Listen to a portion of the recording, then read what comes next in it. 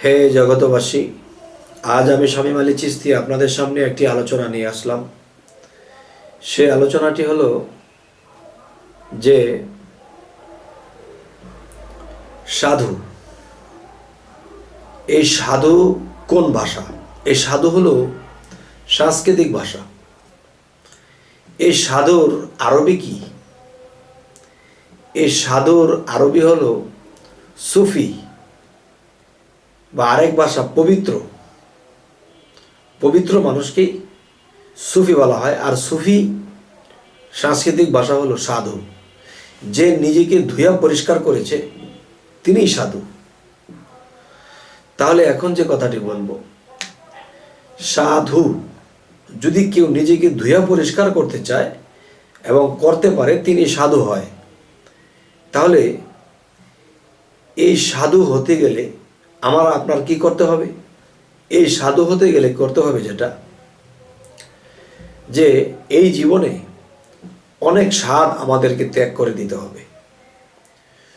বহু বহু স্বাদ আমাদের ত্যাগ করে দিতে হবে। সেই স্বাদ কি? যে আমি একজনের কাছে একটা জিনিস পাবো, পাওয়ার মধ্যে একটা আনন্দ, একটা স্বাদ, এই স্বাদ ত্যাগ করতে হবে। কাউকে আমি কিছু দিয়ে স্বাদ গ্রহণ করব। এখন এই স্বাদকে যে ত্যাগ করেছে সেই হবে সাধু। যেমন মানুষ বিবাহ করার একটা স্বাদ আছে,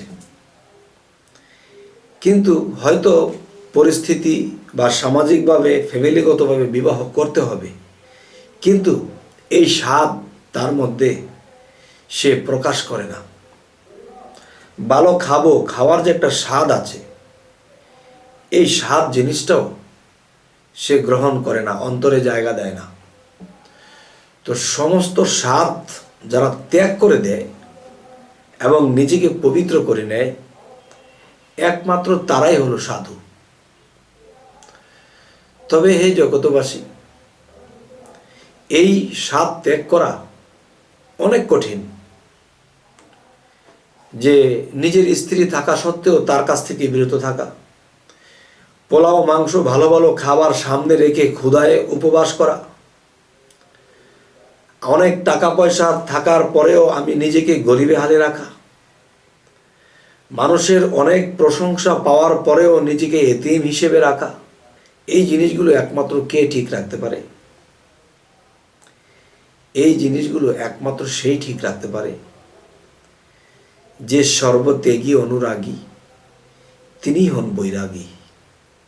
আর মনকে যিনি বৈরাগ্য করতে পেরেছে, সে 12 বৎসর সাধনা করতে হবে না, 12 মাসেই যথেষ্ট।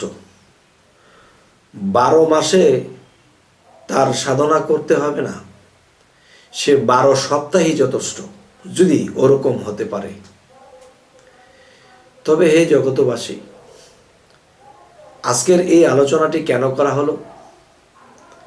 যে আমরা চলার পথে দেখি বহু সাধু, কাউকে দেখি লাল কাপড় পরে বের হয়ে গেছে, কাউকে দেখি হলুদ কাপড় পরে বের হয়ে গেছে, কাউকে দেখি সাধুর ভেষ ধরে সে ভিক্ষা করে খাইতেছে, কাউকে দেখি সাধুর ভেষে আছে সংসারেই, কিন্তু মিথ্যা প্রবঞ্চনার মধ্যে আছে।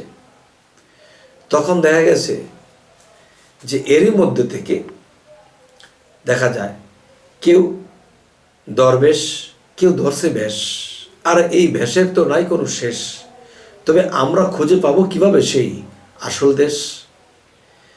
তবে হ্যাঁ, আজকে এই কথাটুকু বলার উদ্দেশ্য যেটি, যে আমরা ভেষ ধরব না, আমরা মূলত অন্তরকে বৈরাগ্য করে নেব।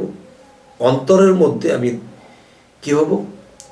অন্তর্গতভাবে আমি দরবেশ হব, কিন্তু বাহিরের ভেষে নয়।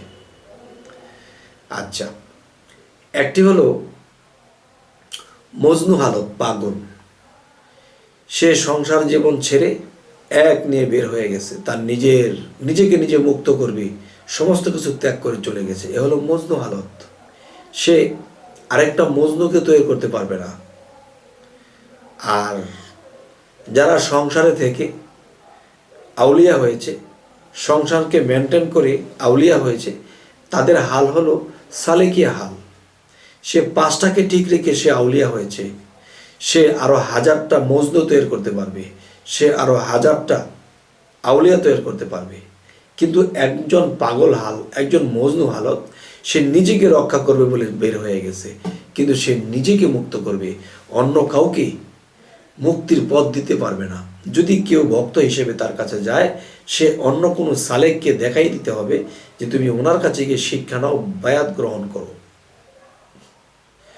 যাই হোক, হে জগতবাসী, যে আমাদের চিন্তা চেতনা কি হবে যে আল্লাহর ইবাদত জোর করে করা যায় না, আল্লাহর সাধনা জোর করে করা যায় না। কিন্তু কোরআনের সূরা ইনসিরা এবং সূরা সাফাতের মধ্যে আল্লাহ বলেছেন, তোমরা যখনই অবসর পাও সাধনা করো।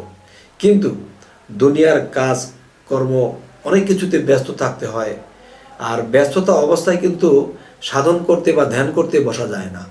তাই অন্তরে রাখবো আল্লাহর নাম এবং বাহিরে করব জগতের কাম।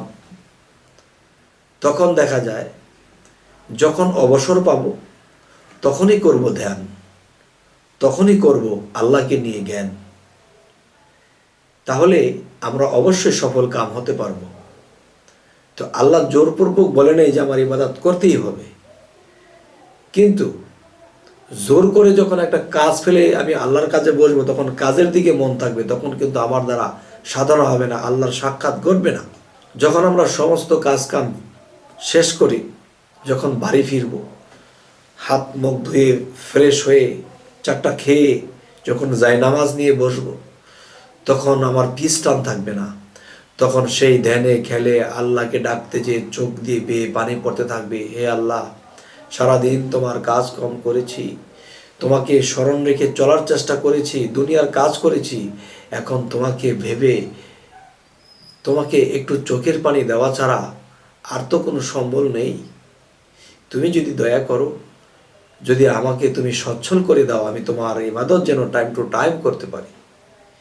চোখের পানির সাথে যখন বলতে থাকে, তখন আল্লাহ এই দৃশ্য দেখি তার প্রতি সন্তুষ্ট হয় এবং তার সচ্ছলতা আল্লাহ ফিরিয়ে দেয়। এবং সেই সচ্ছলতা পেয়ে যারা লোভে লোভ করে খারাপের দিকে চলে যায়, তখন তাদের উপরে আবার আল্লাহ রাগান্বিত হয়ে তাদের অবস্থা খারাপ করে দেয়। আর যখন তারা আল্লাহর কাছ থেকে সময় সুযোগ পাইল, সচ্ছল হলো, তখন টাইম টু টাইম যারা ইবাদত করবে তারা 3 দিন উপরে উঠবে, আল্লাহ এদেরকে সচ্ছল ঠিক রাখবে। যাই হোক, হে জগতবাসী, আজকের আলোচনাটি যা বোঝাইতে চাইলাম আপনাদের কাছে কেমন লাগলো অবশ্যই কমেন্ট করে জানাবেন। এবং আমাদের এই চ্যানেলের আলোচনা যদি আপনাদের ভালো লাগে তো অবশ্যই সাবস্ক্রাইব করুন। তো আজ এই বলেই রাখছি, সকলেই ভালো থাকবেন। আল্লাহ হাফিজ।